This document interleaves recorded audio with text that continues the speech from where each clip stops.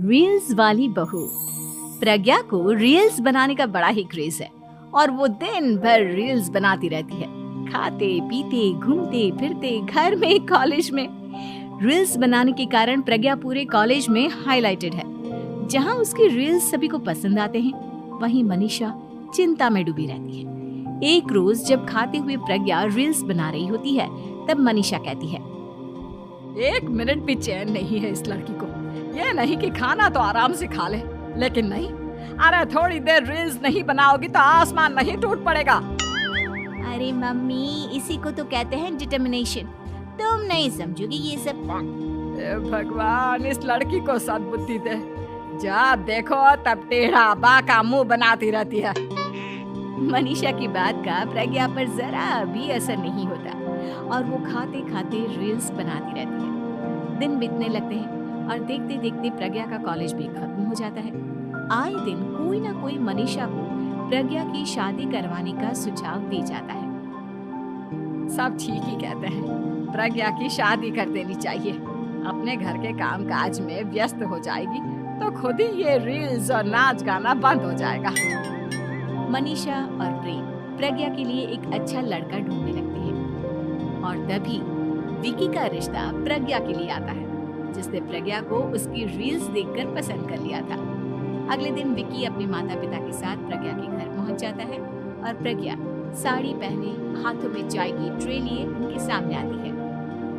जब विकी को पसंद है तो हमें भी बहू पसंद है। बहन जी, आप बारात की तैयारी कीजिए। एक बार लड़का लड़की अकेले में बात कर ले तो अच्छा रहेगा। हाँ हाँ, क्यों नहीं। मनीषा विकी को प्रज्ञा के कमरे में भेजती है, जहां प्रज्ञा पहले से ही रील्स बना रही होती है। तभी विकी कहता है, आ गए आपके साजन जी। हमारे साथ ये रील्स कंप्लीट करती तो और भी अच्छा रहता। अच्छा जी, आप आ ही गए हैं तो बना ही लेती हूँ आपके साथ। दोनों मिलकर रील्स बनाते हैं। जब वी मीट और तुरंत पोस्ट भी कर देते हैं। फिर विकी कहता है, जब आप साड़ी में चाय लेकर आए तब मुझे लगा कि कहीं मैं गलत घर में तो नहीं आ गया। अब सही है। दोनों की शादी पक्की हो जाती है और शादी के दिन भी प्रज्ञा रील्स बनाने से चूकती नहीं। यहाँ तक कि बारात के समय भी नाचते हुए रील्स बनाती है। सभी लोग प्रज्ञा की तारीफ के फूल बांध देते हैं और प्रज्ञा नाचती गाती अपने ससुराल चली जाती है।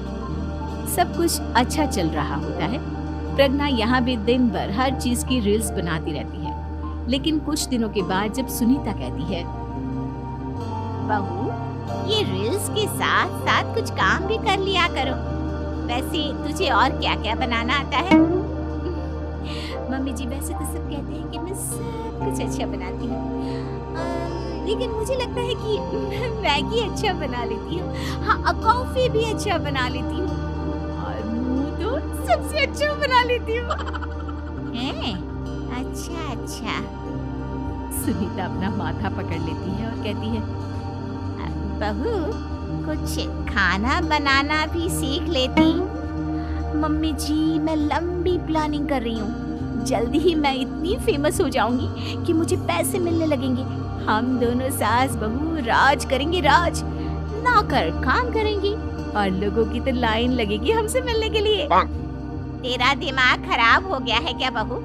हंसी मजाक तक ठीक है, लेकिन इस तरह घर नहीं चलते। जितना जल्दी हो इस घर के तौर तरीकों को सीख लो। प्रज्ञा मुंह घुमाकर चली जाती है और तुरंत उसी वक्त एक रील बनाती है। ये देख सुनीता का गुस्सा 7वें आसमान पर चला जाता है और विकी के घर आती ही सुनीता उसे सब कुछ बताती है। विकी भी अब प्रज्ञा की इन हरकतों से परेशान हो जाता है। तुम टेंशन मत लो मम्मा, मैं देख लूंगा। विकी कमरे में जाता है तो देखता है कि प्रज्ञा रील्स बना रही है। विकी बड़े ही प्यार से प्रज्ञा से कहता है, प्रज्ञा, इन सब के लिए मैं तुम्हें मना नहीं कर रहा हूँ, लेकिन फिर भी हर वक्त तो ये अच्छा नहीं लगता ना। समझने की कोशिश करो, मुझे भी तुम्हारा थोड़ा वक्त चाहिए। मैं जब ऑफिस से आता हूँ तो मुझे समय देने की जगह इसी में लगी रहती है। तुम ज्यादा ही सोच रहे हो। तुम भी मेरे साथ रील्स बनाओ ना, तुम्हें भी बहुत अच्छा लगेगा। तुम्हें इज्जत से कोई बात समझ में नहीं आती क्या? दिमाग खराब हो गया है तुम्हारा इस चकाचौंध से। अगर तुमने अपना रवैया नहीं बदला तो मैं तुमसे दूर चला जाऊंगा। तुम ही रिश्ता लेकर आए थे, मुझे लड़कों की कमी नहीं थी और ना आज है। विकी दरवाजा पटक कर चला जाता है। धीरे धीरे विकी प्रज्ञा से दूर होता जाता है। एक रोज मनीषा प्रज्ञा के ससुराल उससे मिलने जाती है।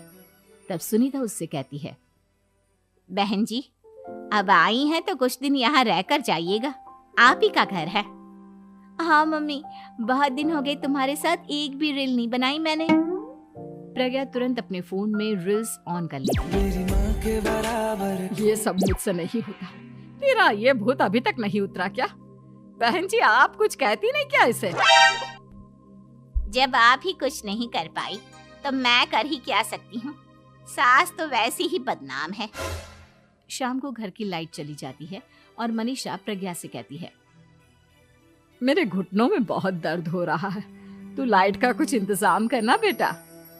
अच्छा, कैंडल जला देती हूँ मम्मा। प्रज्ञा गाते हुए कैंडल जलाती है और खिड़की के पर्दे के पास रख देती है। मनीषा, जिसे बहुत दर्द हो रहा है, वो सो जाती है और प्रज्ञा हमेशा की तरह अपने रील्स में लग जाती है। उधर कैंडल की वजह से पर्दा आग पकड़ लेता है और मनीषा के कमरे में आग लग जाती है। बचाओ, कोई है, बचाओ।